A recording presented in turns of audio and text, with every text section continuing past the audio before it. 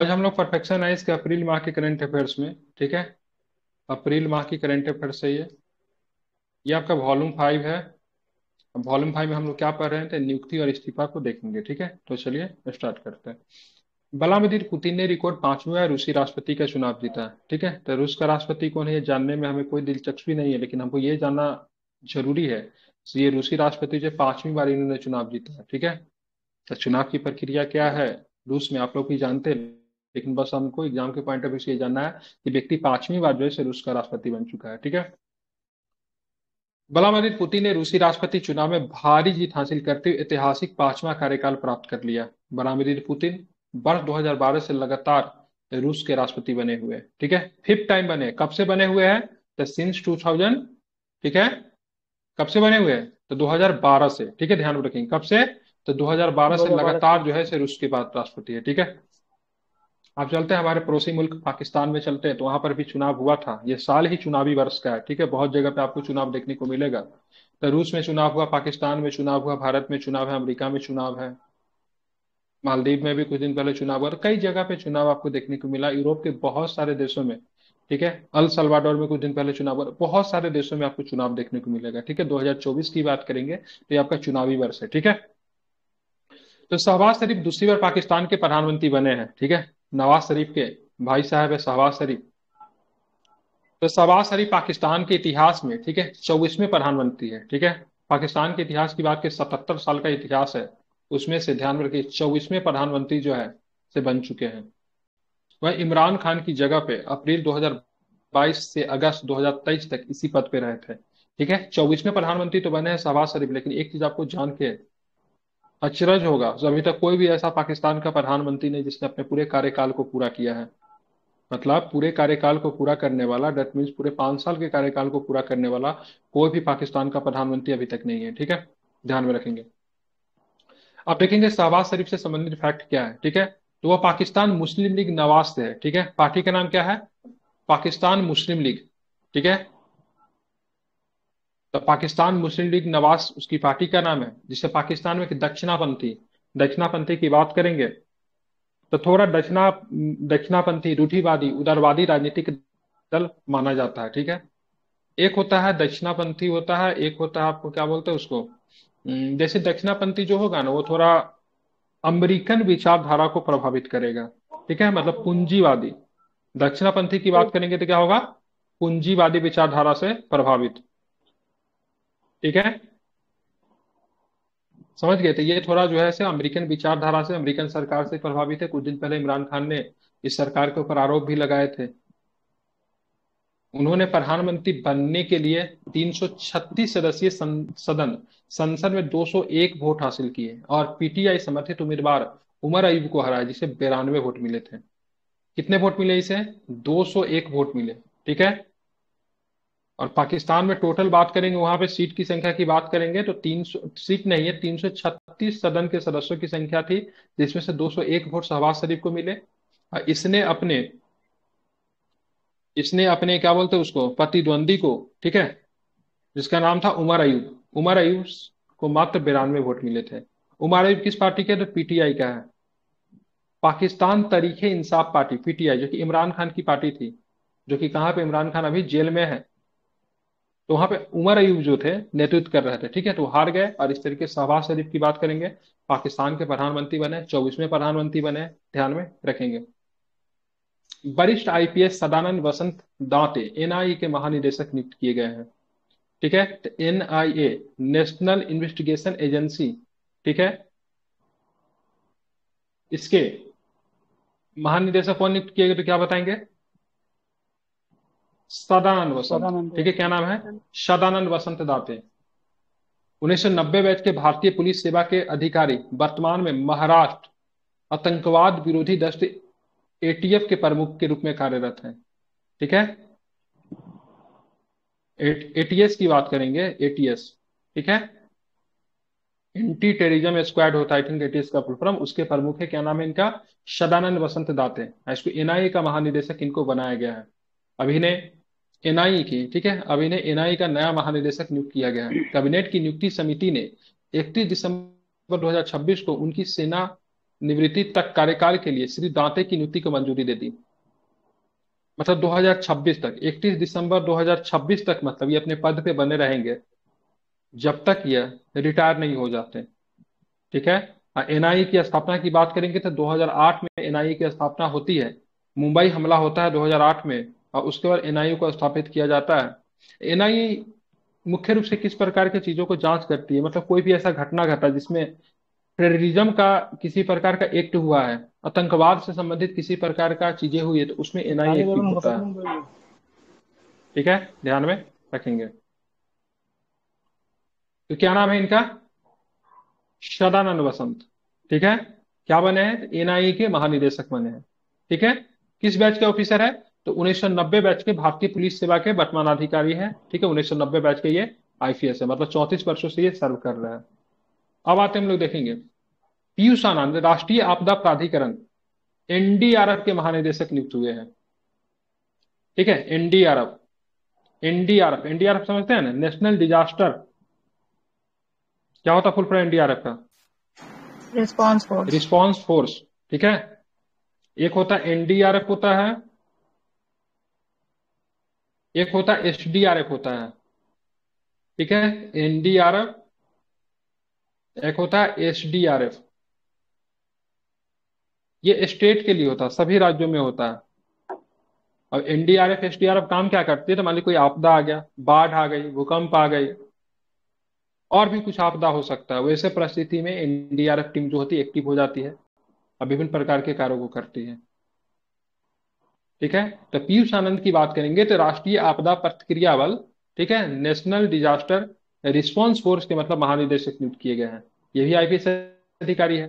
Uttar Pradesh cadre के IPS अधिकारी पीयूष आनंद को राष्ट्रीय आपदा प्राधिकरण बल एनडीआरएफ का महानिदेशक क्या किया गया है? इनको नियुक्त किया गया है। क्या देखेगा, इंपॉर्टेंट है। वह वर्तमान में केंद्रीय औद्योगिक सुरक्षा बल सीआईएसएफ के विशेष महानिदेशक के रूप में कार्यरत है। तो सीआईएसएफ, सीआईएसएफ के महानिदेशक कौन है? महिला बनी है इस बार, नीना सिंह। नीना सिंह है। ठीक है, तो ये क्या है? तो विशेष महानिदेशक के रूप में कार्यरत है। डीएनपीए, डीएनपीए के अध्यक्ष के रूप में, ठीक है, मरियम मैमन मैथ्यू की नियुक्ति की गई है।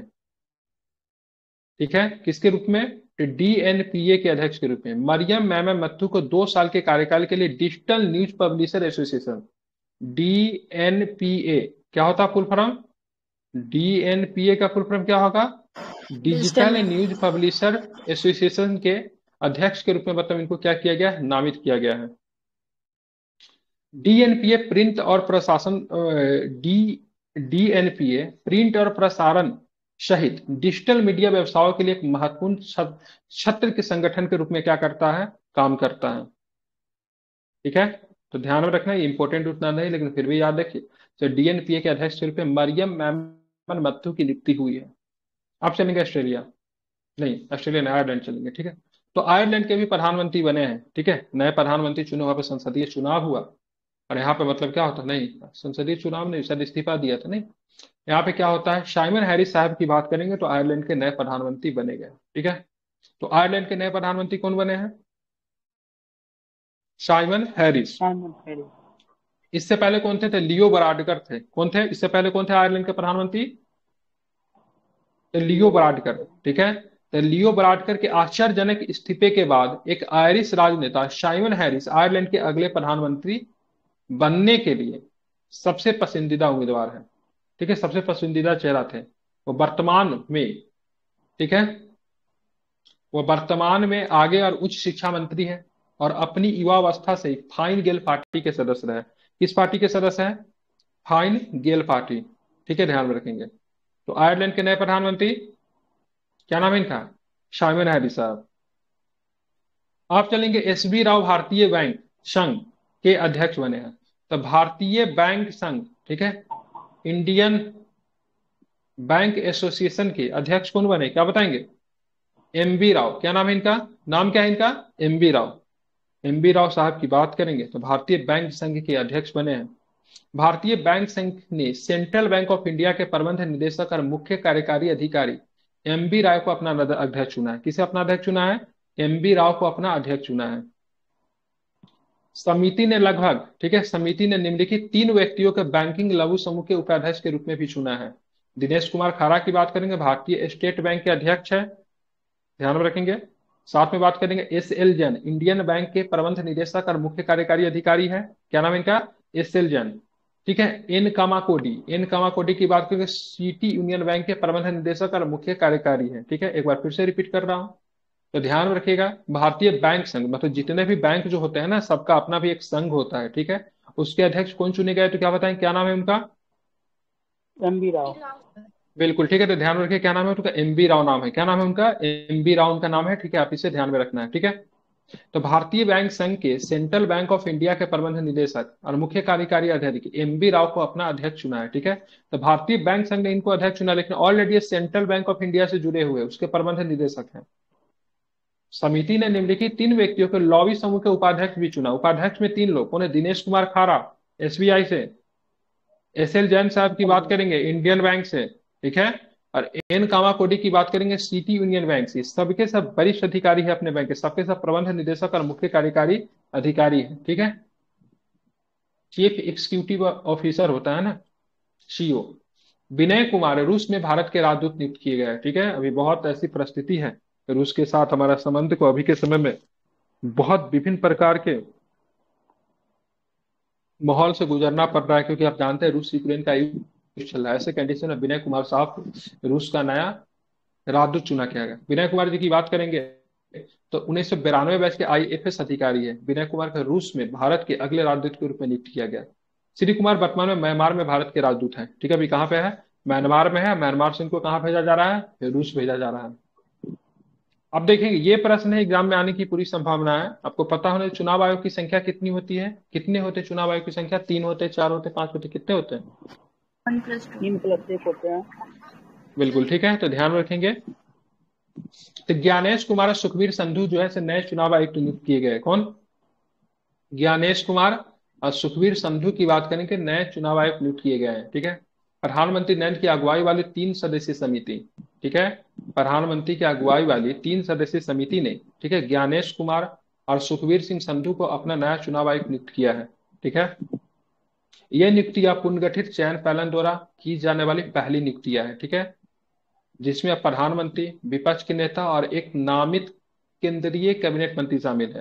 मतलब चुनाव आयोग की नियुक्ति करने के लिए, ठीक है, अभी एक पैनल बनाया गया है। उस पैनल में कौन कौन शामिल होते हैं, ये प्रश्न बहुत इंपॉर्टेंट है। तो साथ में देखेंगे प्राइम मिनिस्टर साहब होते हैं उसमें, विपक्ष का नेता होता है और एक नामित केंद्रीय कैबिनेट मंत्री होता है। कोई भी हो सकता है, कैबिनेट स्तर का मंत्री कोई होगा। ठीक है, 3 सदस्यीय कमेटी होती है। प्रधानमंत्री होते हैं, विपक्ष का नेता होता है और क्या होता है? केंद्रीय कैबिनेट मंत्री होता है। समझ गए? तो प्रधानमंत्री की मोदी इसको लीड कौन करते हैं? प्रधानमंत्री लीड करते हैं। टोटल सदस्यों की संख्या इसमें 3 होती है। चलिए, तो यहाँ पे कौन 2 चुनाव आयोग बने, नाम क्या है? ज्ञानेश कुमार और सुखबीर संधू। ठीक है, ध्यान में रखना। अब मुख्य चुनाव आयुक्त कौन है? राजीव कुमार। राजीव कुमार। बिल्कुल, राजीव कुमार। ठीक है, तो मुख्य चुनाव आयुक्त और अन्य चुनाव आयुक्त नियुक्ति एवं सेवा शर्तें की कार्यालय की अधिनियम 2023 की अधिनियम के बाद भारत के मुख्य न्यायाधीश अब पैनल का हिस्सा नहीं रहे। पहले इसमें भारत के मुख्य न्यायाधीश भी शामिल होते थे, लेकिन अब भारत के मुख्य न्यायाधीश को इससे क्या कर दिया गया है? बाहर कर दिया गया। संसद ने अपना का नियम बनाया। मुख्य चुनाव आयुक्त और अन्य चुनाव आयुक्त की नियुक्ति सेवा में शर्तें कार्यालय की अवधि अधिनियम कब आया था? 2023 में आया था। तो इसमें जो थे आपके मुख्य चुनाव, इसमें आप देखेंगे तो ध्यान में रखना है। ठीक है, क्या नाम थे इनका? मुख्य न्यायाधीश भी शामिल होते थे, लेकिन मुख्य न्यायाधीश साहब को अब इससे बाहर रखा गया। ठीक है, मतलब मुख्य न्यायाधीश नहीं होंगे।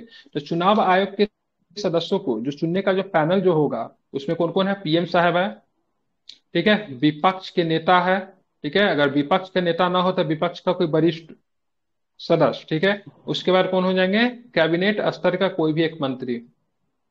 ठीक है, ये 3 सदस्यीय टीम होती है जो कि चुनती है। चुनाव आयुक्त अनूप पांडे की सेवानिवृत्ति और गोयल के, ठीक है, गोयल के इस्तीफे के साथ 3 सदस्यीय चुनाव आयोग पैनल में केवल मुख्य चुनाव आयुक्त राजीव कुमार ही बचे थे। ठीक है, मतलब कितना होता है? 1+2 होता है। ठीक है, ध्यान रखें। 1+3 कहाँ पे होता है? तो 1+3 आरबीआई में होता है। ठीक है, इसको गलती मत कीजिएगा। ठीक है, आरबीआई 4 सदस्यीय होता है, चुनाव आयोग 3 सदस्यीय होता है। ठीक है, अब इस चुनाव आयोग पहले 1 सदस्यीय ही होता था, लेकिन टीएन सेशन जब आए थे, जो कि मुख्य चुनाव आयुक्त बने थे, तो उनके शक्ति को कम करने के लिए और भी चुनाव आयोग में लोगों को मतलब सदस्यों को शामिल किया गया।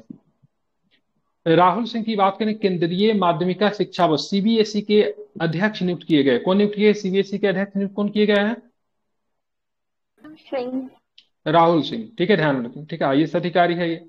राहुल सिंह निधि छब्बर का स्थान लेंगे। किसका स्थान लेंगे? मतलब इससे पहले कौन थे? निधि छब्बर। ठीक है, जिन्हें नीति आयोग के सलाहकार नामित किया गया है। निधि छब्बर की बात करेंगे। ठीक है, तो निधि छब्बर की बात करें, नीति आयोग के मतलब क्या बने? तो नीति आयोग के मतलब क्या बने? सलाहकार बने हैं। अब यहाँ पे राहुल सिंह साहब आएंगे जो कि सीबीएसई के नए अध्यक्ष होंगे, जो कि निधि छब्बर का स्थान लेंगे। ठीक है, कैबिनेट की नियुक्ति समिति ने बिहार कैडर के 1996 बैच के भारतीय प्रशासनिक सेवा आईएएस अधिकारी सिंह की सीबीएसई के अध्यक्ष के रूप में मंजूरी दे दी गई है। तो बिहार कैडर के ही है राहुल सिंह। ठीक है, इनको सीबीएसई के नया अध्यक्ष बनाया गया है, ये भी आपको ध्यान में रखना है। निधि छब्बर का स्थान लेंगे। निधि छब्बर कहाँ जाएगी? तो निधि छब्बर नीति आयोग में जाएगी।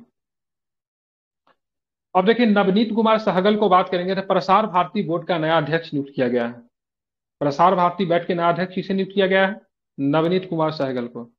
सहगल साहब की बात करेंगे, ठीक है, तो उत्तर प्रदेश कैडर के, ठीक है, आईएएस अधिकारी हैं। ठीक है, और ये रिटायर कर चुके हैं। ठीक है, 1988 बैच के सेवानिवृत्त अधिकारी है। ठीक है, 1988 बैच के हैं, सेवानिवृत्त है, ये रिटायर कर चुके हैं। इनको बनाया गया नवनीत कुमार सहगल को। ठीक है, ध्यान में रखेंगे। अब देखेंगे हरियाणा चलते हैं। ठीक है, नायब सैनी साहब की बात करेंगे। हरियाणा के नए मुख्यमंत्री बने हैं। ठीक है, क्यों बने हैं? क्योंकि खट्टर साहब ने क्या कर दिया? इस्तीफा दे दिया। खट्टर साहब के इस्तीफा देने के बाद यहाँ पे हरियाणा में नए मुख्यमंत्री बनने की बातें आई और इसमें नायब सैनी साहब को हरियाणा के नए मुख्यमंत्री बनाया गया। मनोहर लाल खट्टर मुख्यमंत्री के पद से इस्तीफा देने के बाद नायब सैनी को भारतीय जनता पार्टी विधायक विधायक दल का नेता चुना। ठीक है, तो जो विधायक दल के जो नेता जो चुनते हैं उसी को मतलब क्या होता है विधानसभा में, उन्हीं को मतलब मुख्यमंत्री बनाया जाता है। ठीक है, राज्यपाल बंडारू दत्तात्रेय ने, ठीक है, नायब सैनी को मुख्यमंत्री के पद की शपथ दिलाई। ठीक है, तो बंडारू दत्तात्रेय कौन है? तो हरियाणा के मतलब कौन है? तो राज्यपाल साहब है। ठीक है, मुख्यमंत्री को शपथ दिलाने की काम किनकी होती है? राज्यपाल।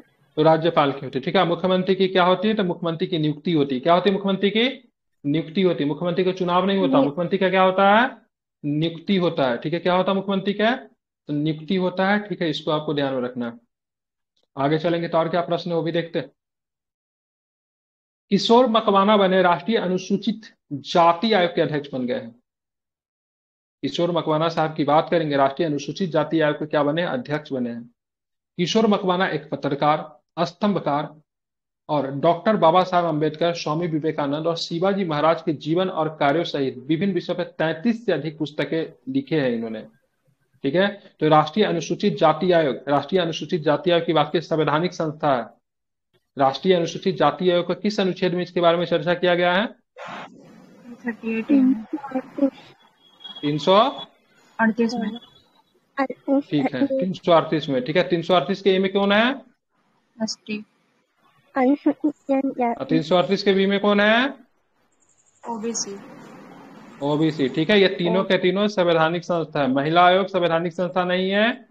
ठीक है, ध्यान में रखेंगे। अब बाल बाल आयोग जो है ना, महिला बाल तो महिला बाल तो एक ही में आता है ना, वो संवैधानिक संस्था नहीं है। ठीक है, अनुसूचित जाति, अनुसूचित जनजाति, ओबीसी, ये सबके सब संवैधानिक संस्था, इनके लिए जो आयोग बना हुआ है। ठीक है, तो किशोर मकवाना साहब की बात करेंगे, राष्ट्रीय अनुसूचित जाति आयोग के अध्यक्ष बने हैं। ठीक है, उनके कुछ उल्लेखनीय कार्यों में सामाजिक क्रांति न महानायक डॉक्टर भीमराव अम्बेडकर, सामाजिक क्रांति के महानायक डॉक्टर भीमराव अम्बेडकर, स्वामी विवेकानंद, सफलता नो मंत्र, ठीक है, सफलता का मंत्र शामिल है। ठीक है, ये सारे के सारे पुस्तक जो उन्होंने लिखी, उन्होंने अम्बेडकर जी के ऊपर 9 पुस्तकें लिखी है और कई पुस्तकों का अनुवाद और संपादन भी किया है। तो थोड़ा है इनका जनजातीय, सॉरी, इनका बात करेंगे तो इनका थोड़ा उस वर्ग के प्रति मतलब होता है ना, समाज के वैसे वर्ग जो कि बहुत ही पिछड़े हुए हैं। ठीक है, तो भाई किशोर मकवाना साहब को इसलिए बनाया गया क्योंकि उस वर्ग के प्रति इनका विशेष लगाव है। ठीक है, उस क्षेत्र में अच्छा काम कर सकते हैं, अध्ययन किया है। हमारे कुछ ऐसे लोगों को मतलब बना देंगे। जैसे यहाँ पे अल्पसंख्यक आयोग भी हमारे यहाँ संवैधानिक संस्था नहीं है, तो कोशिश किया जाता है अल्पसंख्यक आयोग के जो अध्यक्ष वगैरह जो बने वो भी अल्पसंख्यक समुदाय से है। अभी कौन है अल्पसंख्यक आयोग के अध्यक्ष? कौन है? स्मृति ईरानी है। बहुत सुंदर, इकबाल सिंह लालपुरा है। कौन है? इकबाल से उसकी स्मृति ईरानी कैबिनेट मंत्री इतना आपका नहीं काम कर रहा है, कैबिनेट मंत्री है तो कैसे बन सकता है, किसी संस्था का अध्यक्ष ही से बन सकता है। इकबाल सिंह लालपुरा तो अभी बदले होंगे नहीं पता है। तो अल्पसंख्यक कहने का मतलब केवल मुस्लिम ही हमारे समाज में अल्पसंख्यक नहीं है। ठीक है, अल्पसंख्यक की बात करेंगे तो सिख भी है, ईसाई भी है, जैन भी है, बौद्ध भी है। तो अभी इकबाल सिंह लालपुरा की बात करेंगे, वो भी अल्पसंख्यक, सिख समुदाय भी तो अल्पसंख्यक है ना, तो उनको अभी बनाया गया है फिलहाल। ठीक है, ध्यान में रखेंगे। लेकिन वह संवैधानिक संस्था नहीं है। तो कोशिश रहती है जो जो व्यक्ति बने उनका उस क्षेत्र के प्रति मतलब रुचि तो एटलीस्ट हो। तो उसी तरह का व्यक्ति कौन है? किशोर मकवाना। बाबा साहब के ऊपर इन्होंने मतलब शिवाजी महाराज, बाबा साहब, स्वामी विवेकानंद के ऊपर 33 पुस्तकें लिख डाली। ठीक है, अंबेडकर जी के ऊपर में अकेले इन्होंने 9 पुस्तकें लिखी है। आप चलेंगे न्यायाधीश। ठीक है, न्यायाधीश M.A. खानविलकर को भ्रष्टाचार विरोधी लोकपाल का अध्यक्ष नियुक्त किया गया। तो लोकपाल बहुत इंपॉर्टेंट में है। तो न्यायाधीश M.A. खानविलकर को भ्रष्टाचार विरोधी, ठीक है, लोकपाल का मतलब क्या किया गया है? अध्यक्ष नियुक्त किया गया है। सरकार ने लोकपाल में 3 न्यायिक सदस्यों सहित 6 सदस्यों की नियुक्ति की है। ठीक है, तो सरकार ने लोकपाल में 3 न्यायिक सदस्यों के सहित 6 सदस्यों की भी नियुक्ति की है। ठीक है, लोकपाल में अधिकतम 9 सदस्य आई थिंक होता है। ठीक है, देखेंगे नीचे लिखा होगा। पहले लोकपाल अध्यक्ष सुप्रीम कोर्ट के पूर्व न्यायाधीश पिनाकी चंद्र घोष थे, जिन्होंने मार्च 2019 में कार्यभार ग्रहण किया था। ठीक है, तो पहले लोकपाल की बात करें कौन थे? तो पिनाकी चंद्र घोष। ठीक है, 2019 से मतलब कार्यरत है लोकपाल। हालांकि लोकपाल की बात करेंगे तो 1966-67 के समय से लोकपाल का मुद्दा चला हुआ रहा था, लेकिन संसद के अधिनियम के द्वारा लोकपाल को अस्थायी 2019 में बनाया गया। अब पिनाकी चंद्र घोष की बात करेंगे तो इनको पहले लोकपाल होने का दर्जा प्राप्त है। इस पर बात करेंगे तो न्यायाधीश M.A. खानविलकर को भ्रष्टाचार विरोधी लोकपाल का अध्यक्ष नियुक्त किया गया है। सरकार ने लोकपाल में 3 न्यायिक सदस्यों सहित 6 सदस्यों को भी नियुक्ति की है। लोकपाल एक बहुसदस्यीय निकाय है जिसमें एक अध्यक्ष और अधिकतम 8 सदस्य होते हैं। ठीक है, ये भी ध्यान में रखिएगा, 1 + 8 होता है, वही मैं बोला टोटल 9 होता है। ठीक है, ये एग्जाम में प्रश्न पूछा जाता है लोकपाल। ठीक है, और लोकपाल की उम्र वगैरह के बारे में भी हम लोग को देखना है, इंपॉर्टेंट है। लोकसभा का अध्यक्ष या तो भारत का मुख्य न्यायाधीश, सॉरी, लोकपाल का अध्यक्ष या तो भारत का मुख्य न्यायाधीश या सुप्रीम कोर्ट का पूर्व न्यायाधीश या फिर त्रुटिहीन, सत्यनिष्ठ और उत्कृष्ट क्षमता वाला कोई प्रतिष्ठित व्यक्ति होना चाहिए। और लोकपाल कौन हो सकता है? तो लोकपाल का जो अध्यक्ष होगा भारत का पूर्व मुख्य न्यायाधीश होगा, या फिर सुप्रीम कोर्ट का पूर्व न्यायाधीश हो सकता है, या फिर जिसने अपने जीवन में सत्यनिष्ठा के ऊपर काम किया है, जिनके ऊपर किसी भी प्रकार का आरोप नहीं है, वो व्यक्ति बिल्कुल भी भ्रष्ट नहीं है, वैसे उत्कृष्ट क्षमता वाला कोई प्रतिष्ठित व्यक्ति हो सकता है। आप देखेंगे लोकपाल का सदस्य एवं सदस्यों का कार्यकाल कितने वर्षों का होता है? 5 साल का होता है। ठीक है, कितने वर्षों का होता है? लोकपाल के सदस्य में अध्यक्षों का कार्यकाल कितने वर्षों का होता है? 5 वर्षों को होता है। दूसरी बात, या फिर जो 70 वर्ष की आयु तक हो, जो भी पहले हो। ठीक है, आप देखोगे सर 70 वर्ष की आयु दिया गया था, आप देख रहे हो यहाँ पे लिखा हुआ लोकपाल का अध्यक्ष वही बनेगा जो कि सुप्रीम कोर्ट का मुख्य न्यायाधीश होगा, या फिर वो भी रिटायर। ठीक है, ध्यान में रखेंगे। ठीक है, तो लोकपाल का अध्यक्ष या तो भारत के पूर्व मुख्य न्यायाधीश या फिर सुप्रीम कोर्ट के पूर्व न्यायाधीश होंगे, मतलब वो रिटायर होंगे। तो भाई साहब रिटायर करते करते उनकी उम्र तो 65 साल हो जाती है। 65 साल में सुप्रीम कोर्ट का मुख्य न्यायाधीश रिटायर करता है, बीच में मत बोलिए। ठीक है, तो क्या होता है? 65 साल में तो रिटायर करता है। तो 65 साल में रिटायर करता है, तो जो भी लोकपाल जो के अध्यक्ष जो बनेगा उनका मतलब क्या होगा? उनका कैरियर तो 65 के बाद ही शुरू होगा ना, तो इसीलिए 70 वर्ष। ठीक है, या तो 5 साल की आयु पहले पूरा कर ले, या फिर ऐसे 70 वर्ष में। आप देखें लोकपाल का न्यायिक सदस्य या तो सर्वोच्च न्यायालय का पूर्व न्यायाधीश या फिर उच्च न्यायालय का पूर्व मुख्य न्यायाधीश हो सकता है। ठीक है, सदस्यों की नियुक्ति चयन समिति के सिफारिश पर राष्ट्रपति के द्वारा की जाती है। लोकपाल के पास बहुत सारा पावर होता है। ठीक है, CBI वगैरह भी बहुत समय तक इनके अंतर्गत काम करती है। अगर मान लीजिए किसी भ्रष्टाचार के मामलों को, ठीक है, भ्रष्टाचार को मामलों को नियुक्त करने के लिए लोकपाल ने अगर उसको नियुक्त किया CBI को, तो CBI को केंद्र सरकार चाहे तो हटा नहीं सकती है। CBI लोकपाल के अधीन काम करेगी, मतलब बहुत अधिक पावर होता है। अगर इसको सही में अगर इसका प्रयोग अगर किया जाए तो बहुत पावरफुल होता है। यहाँ तक कि प्रधानमंत्री को भी तलब कर सकती है लोकपाल। चलेंगे, आप देखेंगे बस्सी सौरो। ठीक है, बस्सी सौरो डियोमाए फे सेनेगल के 5वें और सबसे कम उम्र के राष्ट्रपति बने हैं। नाम थोड़ा अजीब है, इसलिए ध्यान रखना चाहिए आपको। क्या नाम है? बस्सी सरो डीमोमाए फे। ठीक है, क्या बने? सेनेगल के 5वें और सबसे कम उम्र के मतलब क्या बने हैं? राष्ट्रपति बने हैं। उनके मुख्य प्रतिद्वंदी का नाम क्या था? अमादोबा। क्या नाम था? अमादोबा। अमादोबा ने पहले दौर के मतदान के बाद हार मान लिया, ठीक है। तो बस्सी सरो डेमिगामे सॉरी डिमोमाए फेन सेनेगल के मतलब क्या बने थे? राष्ट्रपति बने हैं। अब देखेंगे ऋतुराज, ठीक है। न्यायमूर्ति ऋतुराज अवस्थी ने भारत के लोकपाल के न्यायिक सदस्य के रूप में शपथ ली।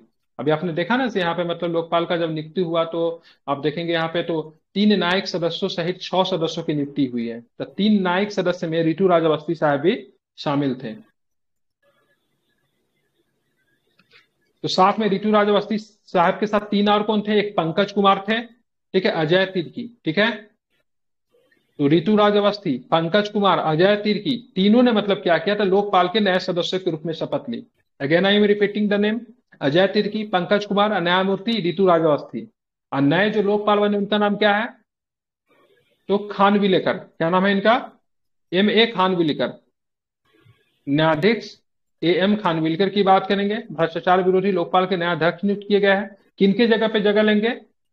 किनके जगह पे जगह लेंगे ये? ठीक है, ठीक है। तो पिनाकी चंद्र घोष, तो पिनाकी चंद्र घोष जो थे पहले लोकपाल थे, वो रिटायर कर गए हैं, उनके जगह पे ये जगह लेंगे। आप देखेंगे आसिफ अली जरदारी की बात करेंगे।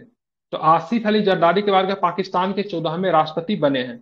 आसिफ अली जरदारी की पार्टी और मुस्लिम लीग नवाज की बात करेंगे, दोनों ने आपस में गठबंधन किया और एक राष्ट्रपति बन गया, एक मतलब क्या बना? तो प्रधानमंत्री बना। जरदारी की बात करें, आरिफ अलवी की जगह लेंगे, ठीक है। पाकिस्तान में वैसे राष्ट्रपति ज्यादा पावरफुल होता नहीं है। आरिफ अलवी जो थे पाकिस्तान के राष्ट्रपति थे, उनका जगह लेंगे, जो पिछले साल सितंबर में अपना 5 साल का कार्यकाल पूरा करने के बावजूद 5 महीने तक पद पे बने रहे। मतलब यहाँ पे उल्टा ही हो गया, मतलब पूरा कर लिया 5 साल को, उसके बाद भी 5 महीने तक पद पे बना रहा। प्रधानमंत्री कार्यकाल पूरा नहीं कर पा रहा है, राष्ट्रपति मतलब क्या कर जा रहा है? प्रधानमंत्री के कार्यकाल को बैलेंस कर रहा है, मतलब ज्यादा ही काम कर दे रहा है, ठीक है। तो 14वें राष्ट्रपति की बात करेंगे, ये बना है 24वें मुख्यमंत्री, ठीक है, सॉरी प्रधानमंत्री, 14वां और 24वां, ठीक है। मतलब एक तरह से कह सकते हैं राष्ट्रपति का पद तो वहां पे बैलेंस रहा है, लेकिन प्रधानमंत्री का पद क्या है? बैलेंस नहीं है, ठीक है। आप चलेंगे कुछ चर्चित व्यक्ति या फिर स्थल जो कि काफी चर्चा में रहा है। तो सबसे पहले देखिए सादी मोहम्मद। तो बांग्लादेश के प्रसिद्ध रविंद्र संगीत गायक शादी मोहम्मद का क्या हो गया? तो निधन हो गया। क्या नाम है इनका? शादी मोहम्मद थे क्या ये? तो बांग्लादेश के प्रसिद्ध रविंद्र संगीत गायक, ठीक है, शादी मोहम्मद जी का क्या हो गया? निधन हो गया, ठीक है, ध्यान में रखना है। शादी मोहम्मद भारत में विश्व भारती विश्वविद्यालय से रविंद्र संगीत में स्नातक और स्नातक की पढ़ाई की थी। विश्व भारती विश्वविद्यालय स्थापना कब हुआ था? 1921 में इसका क्या हुआ था? स्थापना हुआ था, ठीक है। तो शादी मोहम्मद कहाँ के थे? बांग्लादेश के थे, इनका निधन हो गया है। रविंद्र संगीत गायक थे ये। कोरचव आश्रम, कोचरब, सॉरी कोचरब नहीं, कोचरब, किनसे जुड़ा हुआ है ये? तो कोचरब आश्रम की बात करें, गांधी जी से जुड़ा हुआ है। किससे जुड़ा हुआ है? तो गांधी जी से जुड़ा हुआ कोचरब आश्रम। प्रधानमंत्री नरेंद्र मोदी ने साबरमती आश्रम का दौरा किया, पुनः विकास कोचरब आश्रम का भी उद्घाटन किया। क्या इंपॉर्टेंट है? तो 12 मार्च 1923 को गांधी जी ने साबरमती आश्रम से तटीय शहर डांडी तक नमक मार्च या फिर डांडी मार्च का शुरू किया था, ठीक है। तो 12 मार्च 1930 को डांडी यात्रा शुरू होती है। डांडी के तट पे लोग पहुंचते कब है? 6 अप्रैल 1930 को पहुंचे, ठीक है। टोटल यात्रा की बात करेंगे 24 दिन तक होती है। कभी अगर पूछेगा, ठीक है, सबनीय अवज्ञा आंदोलन की शुरुआत कब हुई? तो सबनीय अवज्ञा आंदोलन की शुरुआत नमक कानून तोड़ने से होता है, इसलिए 6 अप्रैल 1930। लेकिन पूछेगा डांडी मार्च की शुरुआत कब हुई? तो 12 मार्च 1930 को डांडी मार्च की शुरुआत होती है, ठीक है। और डांडी कहाँ पे पड़ता है? तो ध्यान रखिएगा, डांडी आपका गुजरात में पड़ता है, ठीक है। जिला की बात करेंगे, जिला कौन सा? नवसारी, ठीक है।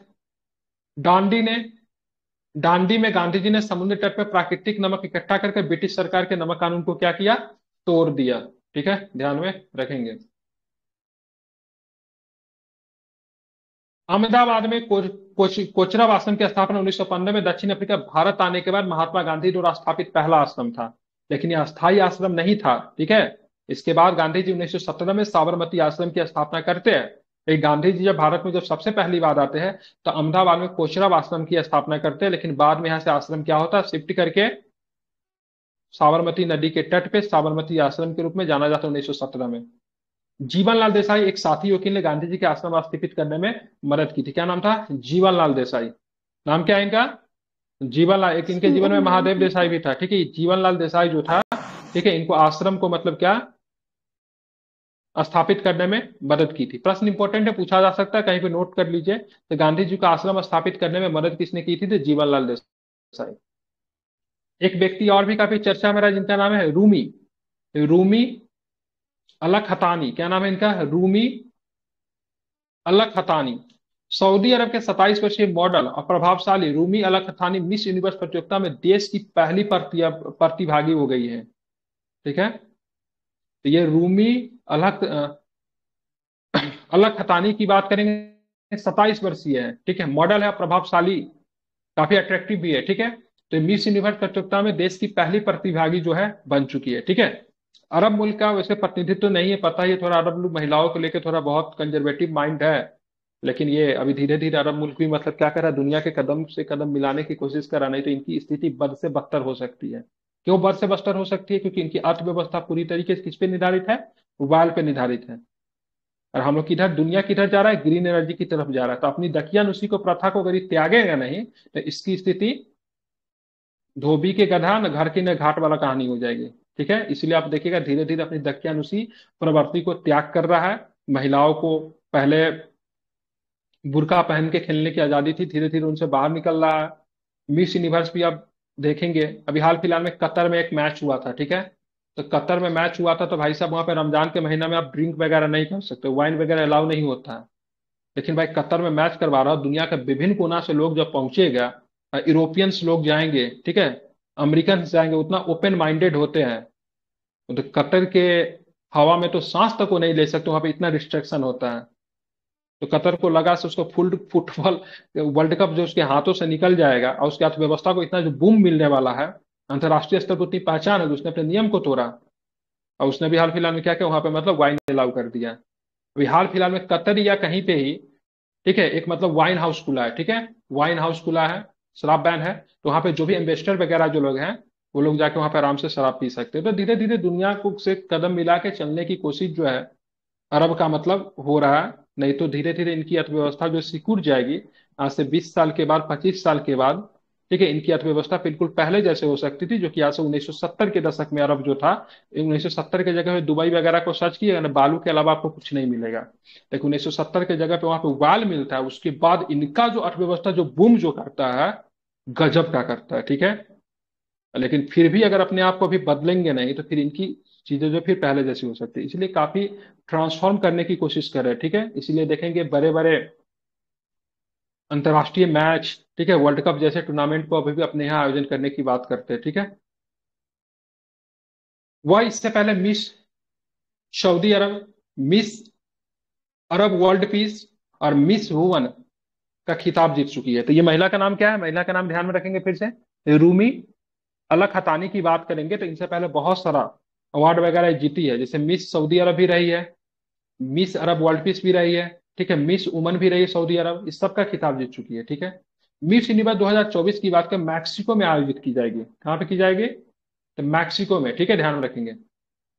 कहाँ पे की जाएगी? मैक्सिको में। असम का जनरल, ठीक है, अहोम साम्राज्य का एक जनरल था जिसका नाम था लाचित बोरफुकन। काफी चर्चा ना हुई थे, मुगलों को कई बार मतलब पराजित किया था, ठीक है।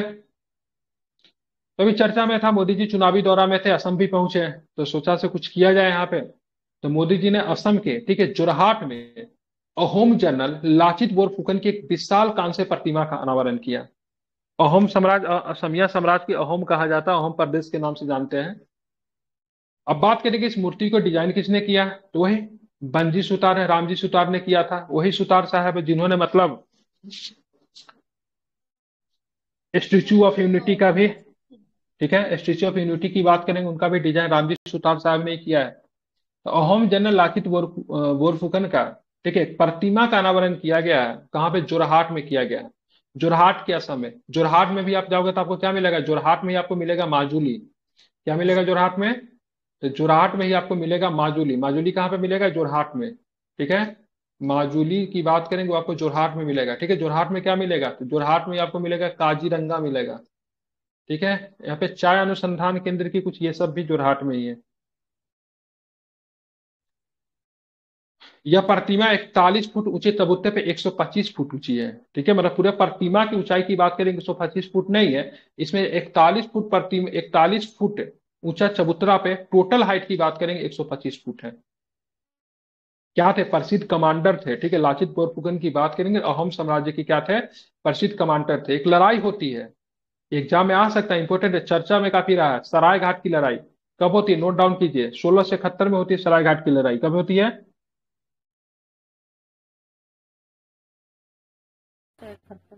ठीक है। तो 1671 में जो होता है ध्यान में रखेंगे। तो सराय घाट की मतलब क्या होती है, लड़ाई होती है, ठीक है। उनकी महत्वपूर्ण भूमिका के लिए जाना जाता है, जहां उन्होंने राजा मान सिंह प्रथम के नेतृत्व वाली शक्तिशाली मुगल सेनाओं के खिलाफ असम की सफलतापूर्वक रक्षा की थी। तो मुगलों की सेना को तो कई बार मतलब इन्होंने हराया था, लेकिन मुगल जो थे संपूर्ण भारत पे कब्जा कर पाए, लेकिन अहोम साम्राज्य को, असम साम्राज्य को कभी भी जीत नहीं पाए। और उनमें एक बहुत बड़े योगदान की बात करेंगे तो लचित बोरफुकन का भी रहा है, ठीक है। तो लचित बोरफुकन का प्रतिमा का अनावरण जो किया गया, वो प्रतिमा को डिजाइन किसने किया है, किसने डिजाइन किया है, राम वांजी सुतार। ठीक है। रामजी सुतार याद रखिए ना, बस हो गया, ठीक है। और लचित बोरफुकन की बात करें, किस युद्ध से संबंधित है, सराय घाट की लड़ाई, ठीक है, ध्यान में रखेंगे। कितनी हाइट है प्रतिमा की, 125 फुट ऊंची है, जिसमें 41 फुट की बात करेंगे चबूतरा है। तो ये जो करंट अफेयर्स है, जो कि हम लोगों ने आज क्या क्या पढ़ा, तो हम लोग ने पूरा नियुक्ति देखा, इस्तीफा देखा, और साथ में हमने क्या देखा, तो साथ में हमने चर्चित व्यक्ति और प्रमुख स्थल भी आज हम लोगों ने देखा, ठीक है। अब जो आज हमने बोला था करंट अफेयर्स को खत्म करेंगे, तो आज हम खत्म ही करेंगे। खेलकूद हमारा रह गया, तो हम शुरुआत करते हैं।